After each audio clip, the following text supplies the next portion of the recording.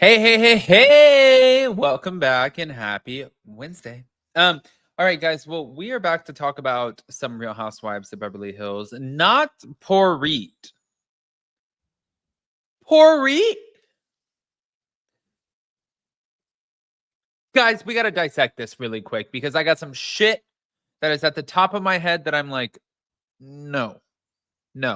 Sutton Strike, you don't get to call poor Dorit is poor Reet now because she's living in a $4 million home when your husband was uber successful and you literally, like she said, a wallet fell into your lap. I'm not even a huge Dorit fan. I'm just not. But this is no. And I have to defend Dorit. So come on, Dorit. Grab your pitchforks and let's go shit up. Here we go. Smash the like button, show some love, and let's start here. Okay. So I don't know if you guys watched this last night, but thank you to realityblurb.com. This was a shit show. Literally, it was a shit show.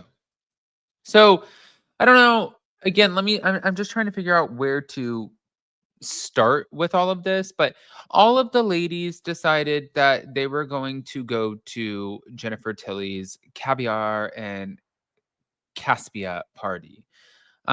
They drove to the Caviar Caspia party, and Sutton refers to Dorit's friends as the Babysitters Club because they're all 14. And Sutton admits that she's not being nice today, and she went on to say that Dorit is not nice to her because Dorit aspires to have the lifestyle that she has. Oh, God.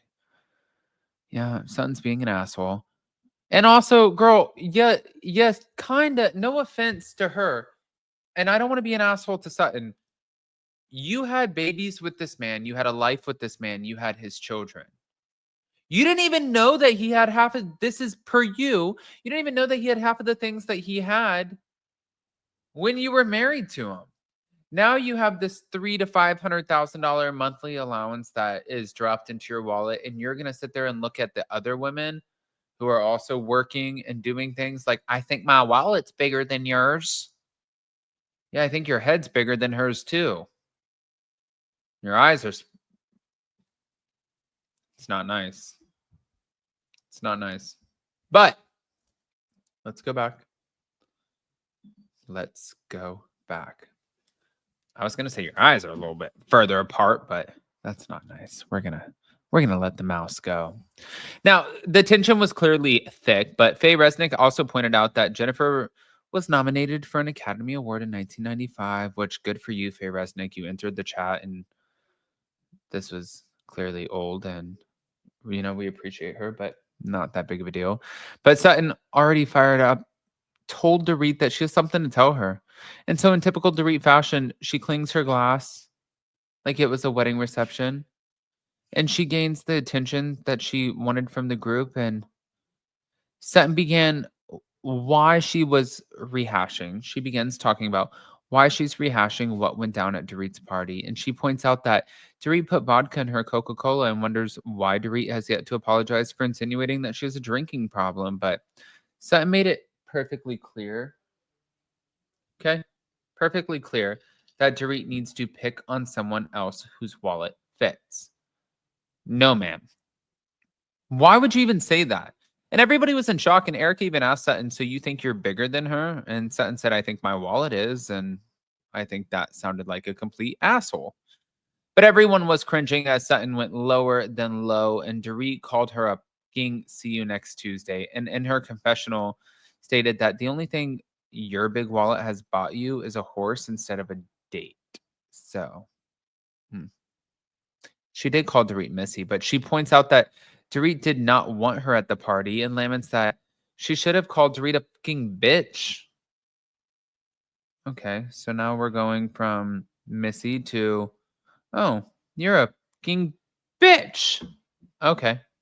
Well, now Dorit ended up laughing it off and pointing out that she is clearly not the tacky, low, and classless one. But she also asked for a mirror so Sutton can hold it up in front of her face. And Garcelle asked Dorit to apologize for the terrible joke about drinking. But I think that they were in the wrong.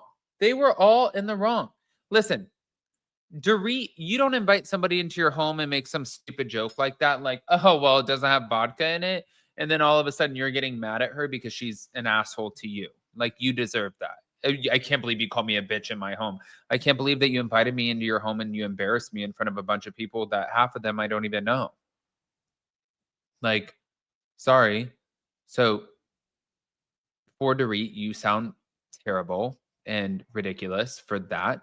But now let's go over to Sutton for a second because I'm trying to understand both sides.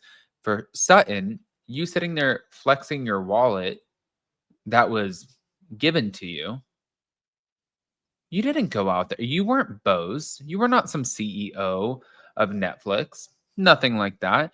And I understand that raising children and all of that, that counts for something. There are so many other people and women and men who are single parents who are raising a lot of children who do not get $300,000 to $500,000 a month.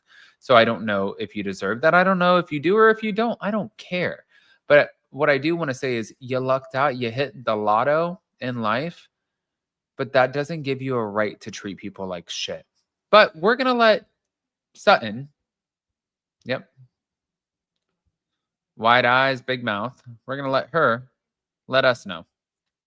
So thank you to all about the Real Housewives. They said in the glamorous drama-filled world of the Real Housewives of Beverly Hills, alliances can shift.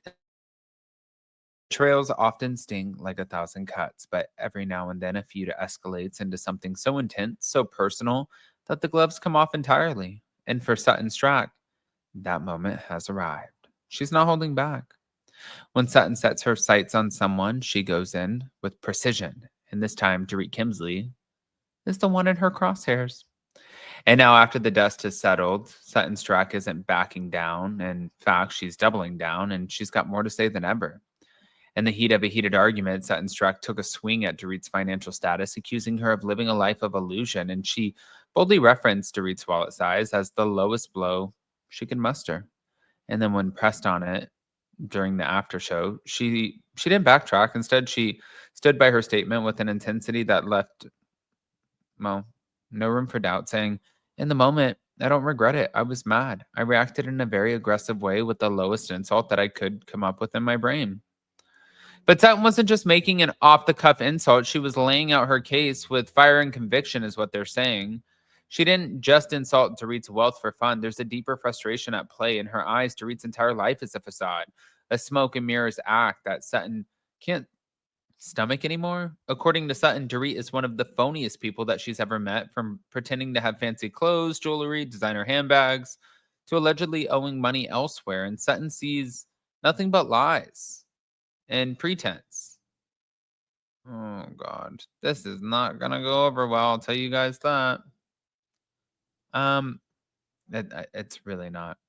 If she had just come to us and said, y'all know what, we're in a financial struggle, I'm in a marriage that's not working, it'd be much more likable and relatable to me. But to pretend like everything is perfect and then all of a sudden it's not, that's what my problem is with her. But for Sutton, this isn't just a, by the way, though, no, see, if this was Sutton, if this were Sutton and her relationship, Sutton would not come out with that information.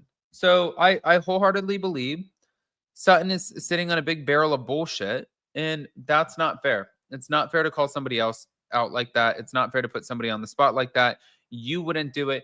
You wouldn't let somebody, like, you wouldn't want somebody to do it to you. Sutton, you got to shut up, girl. We quit you right now.